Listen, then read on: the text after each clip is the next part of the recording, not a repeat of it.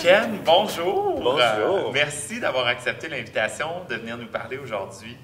Ça m'a fait plaisir. Ken, toi, tu es un homme qui vit avec le VIH. Oui. Depuis combien de temps? Alors, j'ai été diagnostiqué en 97, En 97. mais en stade très avancé. Donc, ça faisait au moins probablement un autre 15 ans d'infection. Oh! OK.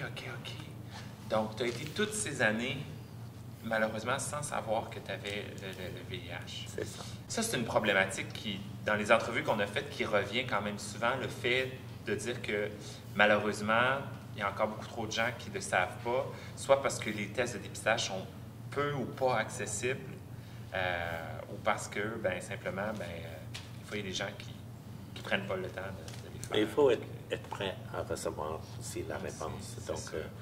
étant un homme d'un certain âge, je savais que c'était toujours possible que Ouais. ça soit positif. Donc, OK. j'étais pas prêt. Oui, c'est sûr que, n'en demeure pas moins que tu as voulu t'impliquer dans la cause du VIH-Sida Bien sûr. à Montréal. Au niveau de la coque-sida, Oui. premièrement, explique-nous c'est quoi la coque-sida exactement? La COCSIDA est la coalition de presque tous les organismes québécois de lutte contre le VIH-Sida. Donc, partout au Québec, OK. la moitié de nos membres sont à Montréal, OK. mais on en a dans presque toutes les régions. OK. Et en effet, la COCSIDA a été fondée pour porter les voix des organismes. OK. Et d'une manière, donc, la COCSIDA n'est pas un organisme charitable. On OK. n'est pas limité dans ce qu'on peut dire politiquement. Ah, OK. On peut le dire pour les organismes sans qu'ils mettent en danger leur statut. Je comprends. Donc, vous pouvez aller revendiquer beaucoup d'avantages pour les organismes qui font partie du regroupement. Et tu es directeur général depuis combien de temps? Depuis 2008. Donc, Oh, OK! ça fait 13 ans. Mon Dieu, félicitations! Merci. Génial! C'est quoi les défis que tu observes en tant que directeur général d'une organisation comme ça? Et je pense que regroupement comme ça? le grand défi, c'est toujours l'argent, Hmm. mais comme La tous guerre. les organismes.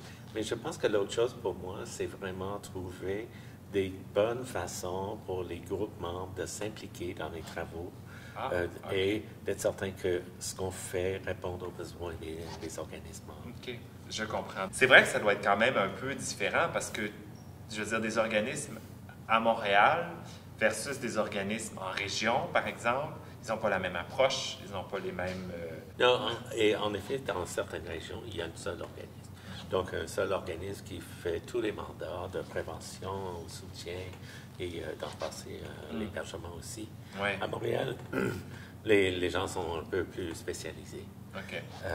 et ont une certaine capacité d'accueillir des personnes vivant avec le VIH et OK. d'animer une vie de personnes vivant avec le VIH. OK. Tu dois connaître un peu les statistiques, mais est-ce que le VIH, c'est une maladie de ville? Est-ce que c'est une maladie urbaine qui est beaucoup plus présente en région urbaine ou si il n'y a pas de statistiques qui prouvent ça? Mais il y a de statistiques qui montrent que Montréal, c'est le chez-soi de 2 tiers de l'épidémie OK. au Québec. Mais difficile à dire si ça a commencé par ça ou si les gens se déplacent pour être plus près des services spécialisés. C'est vrai que ça pourrait aussi faire partie. Est-ce que tu peux nous parler un peu des différentes périodes qu'on a connues au niveau du VIH? C'est ma grande théorie des générations du VIH. Ah oui, OK. Donc, il y a toute une génération qui était diagnostiquée avant 96. OK. Donc, 96 étant la date où les traitements efficaces sont devenus disponibles pour la première fois. Ah oui, OK. Donc, tout ce monde-là s'est fait annoncer la mort. Et donc, Ouais. avec les conséquences sur leur relation avec la vie, leur médecin, la maladie. Ben oui. Après 96 et je dirais jusqu'à 2008, on a une période où on se fait dire que vous allez vivre, mais ça va être difficile. Ah oui. OK. Donc, on a vécu tout le phénomène de la lipodystrophie, des choses comme ça. Donc, les effets secondaires très difficiles. OK. Ensuite, après 2008, en 2008, l'énoncé suisse. Donc, l'énoncé suisse qui a dit qu'une personne traitée ne transmet pas le VIH. OK, ça, Et c'est donc, ça change encore la relation. Mais ça, c'est en 2008, là. Oui. On est en 2021. C'est ça. Pourquoi est-ce que les gens ne savent pas encore ça? Non, c'est ça. C'est Je fou. me souviens du moment où cette nouvelle est sortie et la première réaction des autorités de santé publique partout dans le monde était « Oh, on n'est pas prêt à dire ça ». Ah, oui. Mais on termine par beaucoup de travail et de pression des militants où maintenant on reconnaît que indétectable égale intransmissible. Puis comment tu as découvert Maison Plein Cœur? Et comme partenaire, OK. en effet, parce que avant de travailler à la Coxida, j'étais chez ACCM. OK. J'étais directeur d'ACCM. Ah, mon Dieu, donc... Partenaire, et donc, c'est ça, et coalition. Donc, toute ta vie a vraiment évolué beaucoup autour, effectivement, des organismes qui luttent contre le VIH-Sida. Eh bien, écoute, Ken, c'est vraiment un beau rôle que tu as de pouvoir porter le message de plein de gens et de plein d'organismes. Comment est-ce que ton rôle évolue ou a évolué au fil des années? Notre mental est vraiment... Donc, on doit continuer à pousser sur la santé publique. OK. Ça a pris des années avant de pouvoir reconnaître qu'il est gagné. Donc, on pousse sur ça. OK. On pousse sur la question de criminalisation du VIH. Donc, on pousse donc pour être certain que quand les gens se font dépister, donc dans l'information qu'on reçoit avant un dépistage, avant le consentement, que tout soit clair. Donc ici, c'est pas... Il y a des médecins qui hésitent, qui ne veulent pas parler de criminalisation, ne veulent pas parler d'assurance. Et donc, moi, ma réponse est, ce sont des réalités. Les gens vont faire face à ça si le résultat est positif.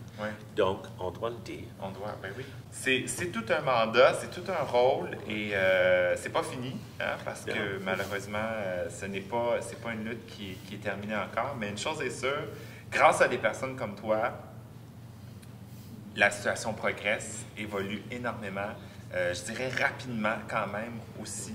Alors, merci de ton implication. Mais laisse-moi dire aussi, merci Maison Plein Cœur d'exister et d'évoluer avec la maladie.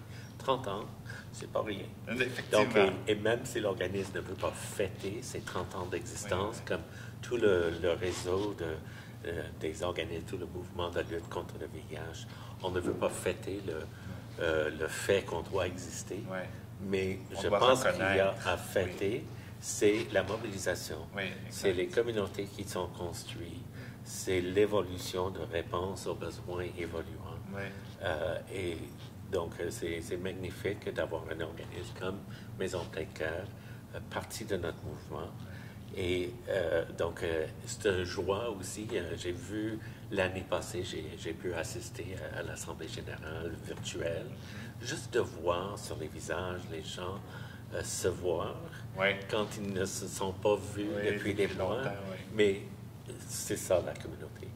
Et c'est ça qu'offre un organisme comme Maison Plein Cœur. Écoute, merci infiniment de ton temps, merci de ton implication.